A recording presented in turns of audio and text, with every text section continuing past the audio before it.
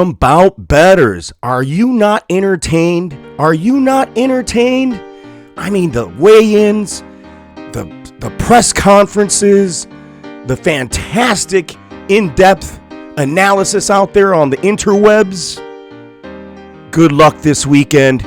Here are some of my gambling picks and plays for this weekend's UFC 268. 2 belts on the line, as well as some fantastic undercard matches. In fact, every single one is a fantastic bout. Please like, comment, and subscribe. Right out the gate, we have Joey's pick. Gian Villante, man, the guy looks like he's a bouncer, or I'd hire him as a bartender. Really, I think, just like Joey, that he just needs to come out there and pick this guy up just like a keg. The Kung Fu Panda's going to come out there and do a kick. He could definitely catch Villante on the chin, and this could end early. It could also be sloppy, and I know everyone is staying away from this fight. I think why not? I think there's opportunities to be made on this particular bout. Neither guy is very good. Pick a guy by finish. I'm certain that either way, it's a 50-50 bout, even on the money line. Actually, Villante's 245. That can't be correct. Give me a moment here. Goodness, my apologies. Gian Villante's is minus 125. I apologize for that error right there. Chris Barnett is plus 101. So money is coming on Gian Villante. Him by decision is plus 225. I don't think I'm going to go that route. I think that's going to end up being a finish. So that's going to be my primary play. I think it might be worth sprinkling the plus 1800. I know Joey's just picking Gian Villante on by KO. I think just by KO. We'll have to speak to him, but I'm sorry, by finish. So plus 215 is not bad. I'm not going super strong on this play, but I'm going to lay something on the New Yorkers today. In fact, I always lay money on most of these guys. So if you don't want to take a side, not to go the distance, is minus 129. I don't think those are bad odds either for both these guys that really just aren't like high UFC caliber. It's almost like a novelty fight that I want to watch and that I'm going to bet on. This next bout, I love the way Ode Osbourne looked on the scales, man. He really, we saw CJ. He just did not look good. He missed weight. So I'm big on the Ode Osbourne. He could really crack anyways. He's got to be careful that CJ could still brawl. CJ's got still very good takedown defense. But yet, even despite that, people are looking towards Ode Osbourne by submission at plus 375. I think that's a little greedy. If I do anything, I might do to win by finish. I'm going to keep him out of my parlays. I really also like CJ. Just his style is just very aggressive, and he's a tough guy despite that way, and I think he's still going to be pretty dangerous. So Ode Osbourne by finish is the shot there. Next up, Melsik Baghdasaryan. I butchered that name, Melsik Baghdasaryan. He looked really fantastic on the scales. I already know that he can crack. Yes, he has some cardio issues, and that's why Dana did give him a contract, but reluctantly, he's come. Bruno Silva missed weight. Bruno Silva, I thought, was going to be looking just better in general. Melsik looks strong, so I think he's going to win by finish, so I might take a stab at that to win by finish. I might even throw him in a parlay, to be quite honest, because Bruno Silva just looks so bad up there. The submission prop plus 1100 is unlikely. He's more of a stand-and banger. To win by decision is possible. I mean, Baghdasaryan can gas, so it can go to the cards, but I don't think so. Not to go the distance is minus 103. That's not a horrible bet either, because I think both these guys, both are supposedly finishers, and I know Baghdasaryan is going to be very aggressive and want to finish. Talk about aggressive people. Dustin Colby is very aggressive. I'm not going to take him necessarily here by finish. Look at that price for him by decision, plus 230 is not horrible. He's a huge favorite. I kept him out of my parlays. I don't necessarily understand why I did that. I might throw him into something. John Allen just didn't necessarily impress me. I mean, he looked okay, but I like, possibly that yes to go the distance at plus 130. and then him, Justin Colby by decision at plus 230. Ian Gary, man, this guy is steaming, minus 400. Him to win by decision, plus 365. To win by submission, plus 600.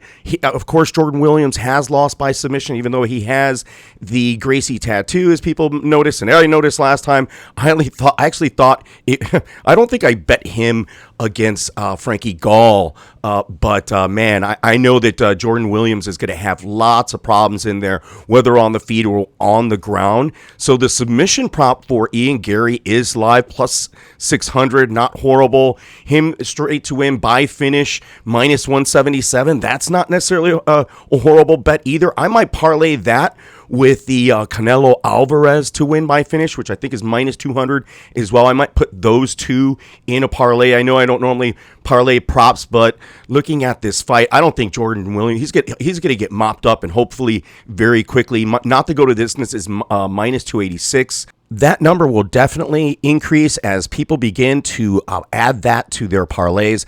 In the bout between Phil Hawes and Chris Curtis, man, I'm staying away. I'd love to fade Phil Hawes in this spot with Chris Curtis. Chris Curtis seems like he's a game kind of fighter, the kind of person that could be dangerous with Phil Hawes, but Phil Hawes is dangerous in that round one as well.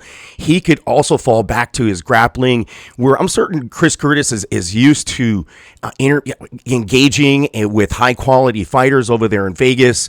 Him at plus 275, I wouldn't hate you in this spot because of the value that you would get on taking Chris Curtis. But if you're on the Phil Hawes side, him to win by a finish is plus 100. That's what Joey's probably going to do. No, he said he's not going to do that. Phil Hawes by submission, which I think is a possible live on his side because he definitely has some grappling, but not necessarily submission grappling sort of pedigree, but him to win by decision is plus 200. I think that might be more of a play for me if I go on any side. I think Phil Hawes and this guy Chris Curtis, they're both going to gas.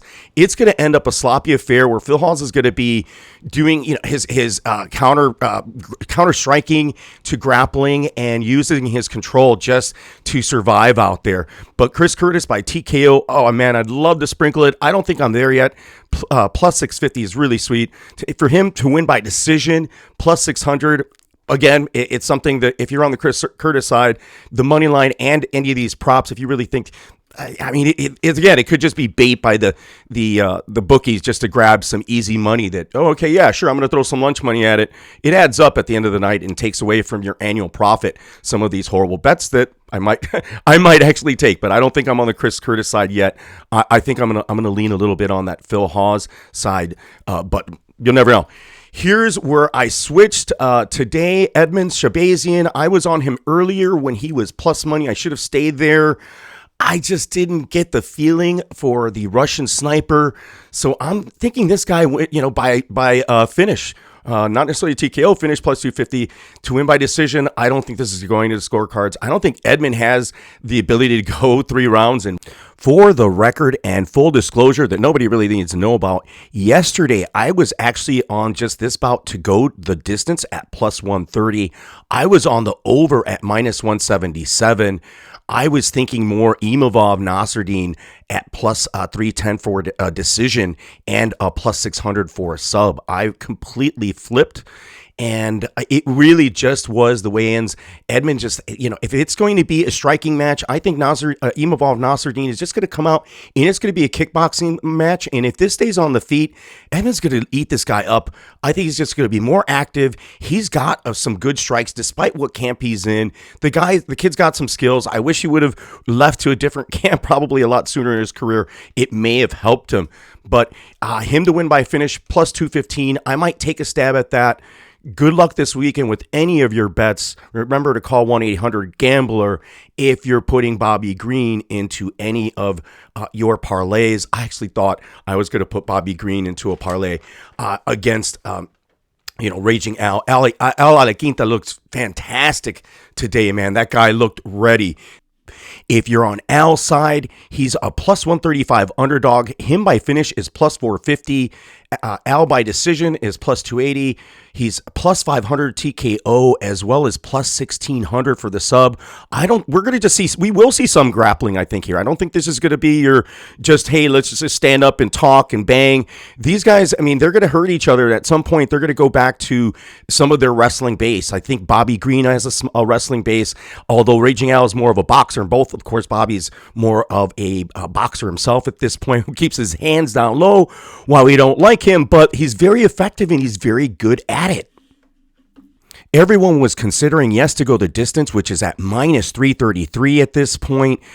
Not to go the distance is plus 240. So Vegas, as well as the most gamblers, don't see this going to a finish. And I think Bobby these guys are going to stand and bang. I think they're just going to get a phone booth this fight. So the over 2.5 is minus 400. The under 2.5 is plus 270. Rounds 1 and 2 is plus 300. So Bobby Green by decision is minus 134. Him by finish, Bobby Green by finish, plus 650. Plus 800 TKO. Plus 1600 for the sub. I don't know. Might just stay away from this bout. But I do like Bobby to win this, and I might sprinkle the other side. I might sprinkle Bobby to get a finish. This next bout, man, between Alex Pereira and Andres Michilides, not to go the distance, is minus 200. The under 1.5 is plus 115. I actually like those two positions rather than either of these guys. I'm leaning slightly on Michilides on the money line because Alex Pereira has no grappling. He is a physical specimen. He is fast. He cracks really hard. Andres can crack hard too. We all know what this is. It could be a striker versus grappler, but I don't think so. I think this is going to be a striker versus striker. And if that's the case, Alex would win, Alex Pereira. But Andres Michilides, I believe, has some grappling background. He apparently was either Greek champion or some regional European champion. So him to win by decision is plus 450. He didn't look horrible on the scales, man, but Alex Pereira looked fantastic on the scales. Him to win by submission is plus 1800. Him to win by finish is plus 500. I might stay away from this, but I'm sorry.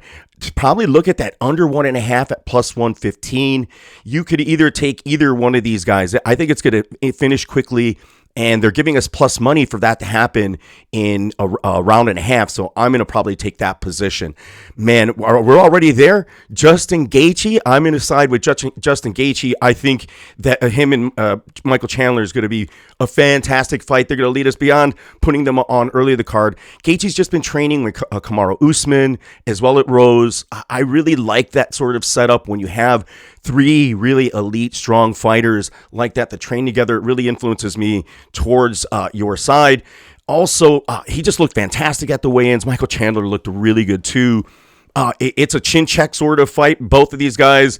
And we know that Justin Gaethje, man, the guy can fight like a homer. He could fight in the box and survive. Him to win by finish is minus 118. To win by decision, plus 375. Everyone expects this to go to a finish. Because not to go the distance is minus 265.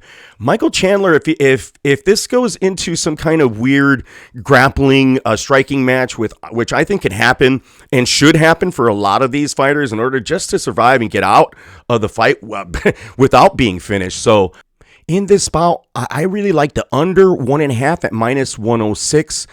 If this goes further, I don't think it favors Michael Chandler. I think he could maybe survive and just take beating. I shouldn't say that, but him to finish. Michael Chandler, if you're on his side, plus 300 to finish, plus 550 by decision, plus 900 for the sub. I think that is unlikely. Justin Gaethje has good takedown defense. I think this is going to stay on the feet, and I think it's going to happen what they both say. I think this might end in round 1. I don't have that number with me right now, but maybe that is worth a stab at. Just like the old veteran, I hate saying the word old and veteran, but the veteran Frankie Edgar, plus 145.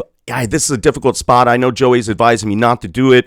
Joey's also, I believe, taking Michael Chandler. He could clarify that in the comments section. What are you guys doing in this bout and throughout any of these bouts? Please mention it in the comments section. Remember to like and subscribe. I know it's a not necessarily a flyer, but I like the way Frankie Edgar just mixes things up. He looked really good against Moonhouse's last outing. A lot of people believe he should have lost that bout. I regret. I think I had a Moonhouse. I had a losing ticket his last. I did bet against Frankie Edgar, and he did catch me. But him to win by finish is plus 500. Everyone expects this possibly to go to the decision. Most people are on the Chito Vera side in this particular bout. Marlon. Yeah, Marlon Chito Vera. Him by finish is plus 200. He is a minus 182 favorite. By decision, plus 180 is, if you're on the Vera side, I think I'm leaning towards that. Frankie Edgar, this is a chin check bout. This is definitely a chin check bout. So if you're just wanting to go rounds 1 and 2, it's plus 160 if you think there's going to be a finish. Vegas is leaning on this to go the distance because it's minus 152. Not to go the distance is plus 115. The over 2.5 is minus 190, and the under 2.5 is plus 140. I like the yes to go the distance if you're not on either side here at minus 152. That could be a potential parlay piece in a totals parlay. We'll see. I'm definitely formulating a few of those. I don't know if I'll be able to get them to you or if I've written already one of them down. Next up, Shane BURGOS. I was on him a lot earlier. I regretted it to some extent. Just looking at his opponent, I mean, this is probably going to be the closest bout on this card. Billy Quarantino is a game dude himself. He could take a punch. He's got a different set of skills that are going to present problems to Shane BURGOS. I'm anticipating and hoping Shane BURGOS is able to keep this on the feet and still has some strength and power to that punch and still has something left in that chin. The victim of one of the most fantastic finishes in UFC history. Vegas really sees this going the distance at minus 134 slightly, so I think that's a play if you're not on either side. Billy Quarantino is plus 160. He is plus 375 to finish, plus 333 decision, plus 500 TKO, plus 1200 by submission. In rounds 1 and 2, he's plus 400, and round 3 decision, he's plus 300. Because Billy is so durable, I'd consider Shane BURGOS by decision. I'm not going to play the submission prop at plus 800. Yes, he has a submission victory in the UFC, and he's really good on the ground. I mean, and this might end up going to the ground. Billy Quarantino could definitely scrap on the feet or on the ground. That's why I think Vegas is leaning this going to the scorecards because the guy he's just down. So I'm leaning a little bit here on Shane BURGOS to win by decision at plus 162. Him by TKO is plus 275, and the win by finish is plus 200. So, I mean, at plus 275 for TKO, it might be worth tackling that prop. And for the first of the 2 championship bouts, Rose Namajunas was channeling her inner DJ Khaled. She's the best, and she's going to prove that she's the best. 225 plus 225 by finish. Her to win by decision is plus 300. Yes, Weili Zhang looked fantastic on the scales. Man, she looked shredded, a lot bigger. Her torso is fantastic. She is an athletic specimen, but I just count on Rose's overall skills to just have it. Her by submission is plus 650. I think she's going to be a greater dog by fight time just because how big and how great Weili Zhang looked on the scales. And she's a likable person, and she was a minus 200 favorite last time out. So her number is going to probably get closer to that at fight time. I'm probably going to take a stab at Rose Namajunas and all of these particular plays here to win by finish, a decision, and submission. I'll figure out how to manage my bankroll at that time. I also like yes to go the distance, believe it or not, to cover myself for some reason. I wrote that here at minus 106. This could end up being some weird, potential MMA match where it can be more of a defensive match, but I doubt it. Rose is actually fairly aggressive and deceptively aggressive. People don't really, they just look at her and they see this little cute little girl, and she really isn't. She's a finisher. She needs to believe that herself sometimes, and that's why Pat Barry's over there reinforcing her and helping her to like, hey, you're a crazy psychopathic MMA fighter, and you got to get out there and beat people up like Weili Zhang because she'll beat the living whatever out of you. So if this goes a while and it gets done the way I think it could possibly happen, if you are not on a side, you could go rounds 3 and 4 for plus 450 money. If that's still offered, I'm on that. Round 5 decision is minus 121. Weili Zhang, if you're on her by, she's plus 250 by decision, plus 260 by finish. I don't think that's going to happen here. I think Rose has the tools to get this done. I think she's the better striker. She's going to definitely take some punches here. This fight's not going to end in the first few moments. I don't think so. But hey, never know. Rose can go and grab a submission real quick, because if Weili wants to play on the ground, it's going to be a bad night for her. I hope she does try to do something like that, and this will just end sooner. So I hope you have good luck on this particular bout and all the bouts throughout the night. Remember to comment, like, and subscribe on all of these. The next bout, the people's match. This is like I'm excited. I jump up in my seat just thinking about this fight. My goodness, these guys look so fantastic on the scales. They just looked all business. We basically have, as they mentioned, like if Colby were in a different era, maybe he would be the champ. I don't necessarily wouldn't go that way, but Colby has basically cleaned out the division. So has Kamaru Usman. The line here is very wide as Colby Covington plus 250. There's tons of value there. I don't know if I'm going to back on this thing. I think it's Kamaru Usman's time. It is his legacy that he is going to establish here. Colby by finish plus 550. Him by decision plus 450, which I think is a decent, smart play here. I think this could go. People expect this not to go the distance. I think yes to go the distance at minus 110 is the play. Just rounds 2, if you're thinking this might go the other way and it's going to end quickly, is rounds 1 and 2 is plus 240 and rounds 3 and 4 is plus 350. So if you're on the finish side, I'm leaning more towards Kamaru Usman on the decision side at plus 165. He's plus 130 to finish. I might not touch it. I might go on the Colby side on here just out of value. As you see the disparity numbers between the lines, Colby to win by decision plus 450, get him by submission plus 450 as well. Is that correct? Let me check that here. No, Colby by submission is I have plus 1800. So my apologies on the typo on the slide there. But Colby Covington, there's just value all over him. He's such a durable guy. We saw that Kamaru barely finished him. Yes, he did crack that jaw. He really hurt him with those body shots. I think Kamaru may even still become a better striker in the past couple years. We haven't seen Colby Covington, but we know his style. Kamaru has become a finisher of late, but I think to cover yourself on the decision side is a wise thing here. But let's see what's going to happen. I think it's going to be a fantastic match, and hopefully I don't have to bet it at the time. And I'm glad I don't have a bone to pick with either of these guys. I've made a lot of money on Kamaru, but he's also cost me money because he normally has a high number to him, so I always prop him out and lose. So I don't know what I'm going to do. I probably hope to stay, again, away from this bout. But for anyone that has lasted this long, I'm going to put out some timestamps to try to save you an effort. But please comment, like, and subscribe. Really helps out. Hit the notification button. Please gamble within your limits. Don't tail me. Go against me. Fantastic. Have a good time, man. This is going to be a good card. Let me know your plays in the comment section. Like and subscribe as always. Thank you so much.